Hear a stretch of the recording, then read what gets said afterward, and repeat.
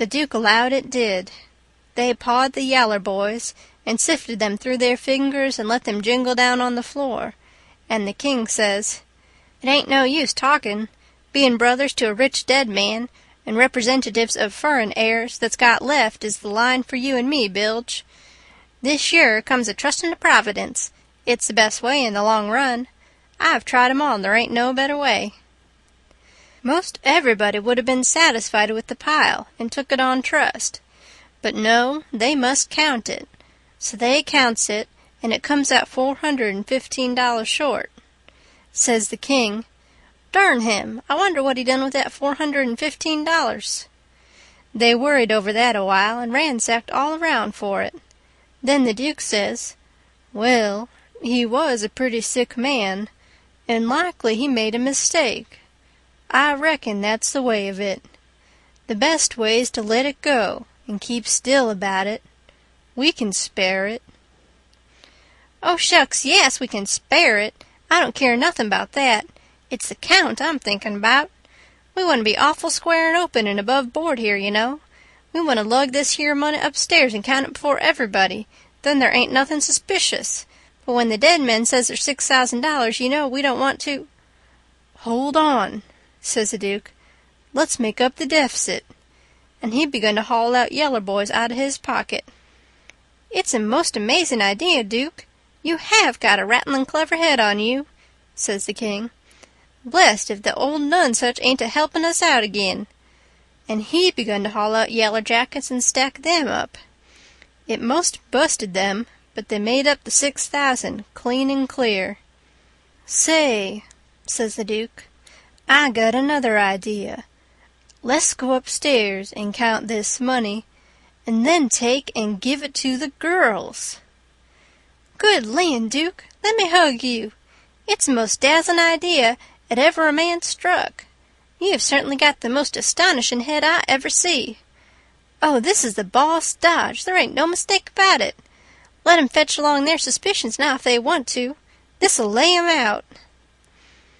When we got upstairs, everybody gathered around the table, and the king he counted it and stacked it up, $300 in a pile, 20 elegant little piles. Everybody looked hungry at it and licked their chops. Then they raked it into the bag again, and I see the king begin to swell himself up for another speech. He says, "Friends all, my poor brother that lays yonder has done generous by them that's left behind in the Vale of Sorrers. He has done generous by these your poor little lambs that he loved and sheltered, and that's left fatherless and motherless. Yes, and we that knowed him knows that he would have done more generous by 'em if he hadn't been afeard of woundin' his dear William and me. Now, wouldn't he? There ain't no question about it in my mind. Well, then, what kind of brothers would it be that'd stand in his way at such a time? And what kind of uncles would it be that'd rob, yes, rob such poor sweet lambs as these that he loved at such a time? If I know William, and I think I do, well, I'll just ask him." He turns around and begins to make a lot of signs to the Duke with his hands, and the Duke he looks at him stupid and leather-headed a while. Then all of a sudden he seems to catch his meaning and jumps for the king, goo-gooing with all his might for joy, and hugs him about 15 times before he lets up. Then the king says, "I knowed it. I reckon that'll convince anybody the way he feels about it. Here, Mary Jane, Susan, Joanner, take the money. Take it all. It's a gift to him that lays yonder, cold but joyful." Mary Jane, she went for him. Susan and the Harelip went for the Duke, and then such another hugging and kissing I never see yet. And everybody crowded up with the tears in their eyes, and most shook the hands off of them frauds, saying all the time, "You dear good souls, how lovely! How could you?" Well, then, pretty soon all hands got to talking about the disease again, and how good he was, and what a loss he was, and all that. And before long, a big iron-jawed man worked himself in there from outside, and stood a-listening and looking, and not saying anything, and nobody saying anything to him either, because the king was talking, and they was all busy listening. The king was saying, in the middle of something he'd started in on, "Them being particular friends of the diseased, That's why they're invited here this evening.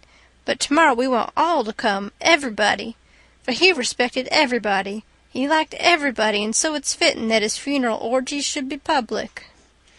And so he went on a-mooning on and on, liking to hear himself talk, and every little while he fetching his funeral orgies again, till the Duke he couldn't stand it no more, so he writes on a little scrap of paper, "Obsequies, you old fool," and folds it up and goes to goo-gooing and reaching it over people's heads to him.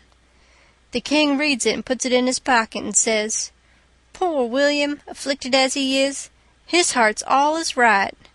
Asked me to invite everybody to come to the funeral, wants me to make 'em all welcome. But he needn't 'a' worried, it was just what I was at."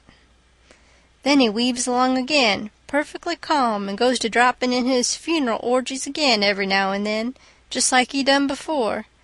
But when he done it the third time, he says, "I say orgies, not because it's the common term, because it ain't, obsequies being the common term, but because orgies is the right term. Obsequies ain't used in England no more now, it's gone out. We say orgies now in England. Orgies is better because it means the thing you're after more exact. It's a word that's made up out'n the Greek orgo, outside, open, abroad, and the Hebrew jesum, to plant, cover up, hence inter. So, you see, funeral orgies is an open or public funeral." He was the worst I ever struck. Well, the iron-jawed man, he laughed right in his face. Everybody was shocked. Everybody says, "Why, Doctor!" And Abner Shackleford says, "Why, Robinson, hain't you heard the news? This is Harvey Williams."